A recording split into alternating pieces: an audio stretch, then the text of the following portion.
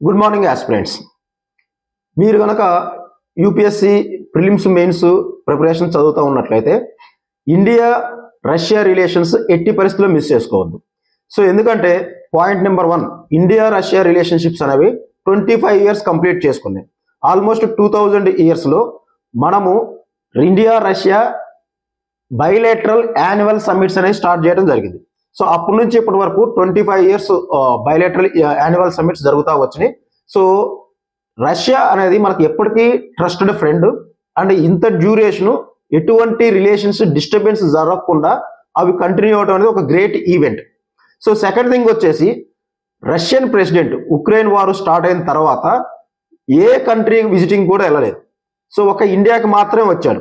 So ఎందుకు అంటే Russian president Putin మీద ఐసీసీ వారెంట్ అనేది ఉంది, international criminal court warrant.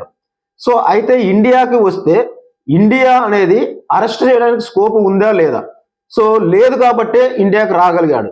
So ఆ స్కోప్ ఎందుకు లేదంటే ఇండియా అనేది ఆ కన్వెన్షన్, ఇంటర్నేషనల్ క్రిమినల్ కోర్టుకు సంబంధించిన కన్వెన్షన్ మీద సైన్ చేయలేదు, రాటిఫై చేయలేదు.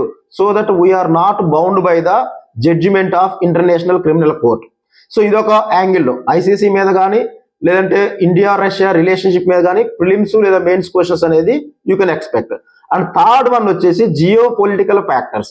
ఇక్కడ వచ్చేసి మనకి రష్యా నుంచి ఆయిల్ ఇంపోర్ట్స్ తగ్గించుకోమని అమెరికా మీద ఎప్పటి నుంచో మనకు ప్రెషర్ ఉంది.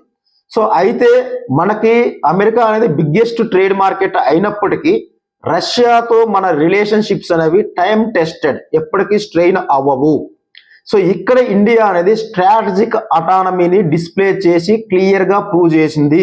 Indian decision making is not subject to the pressures or any other country influences, national interests are the primary అన్నట్టు మోడీ గవర్నమెంట్ ప్రూవ్ చేసి చూపించింది.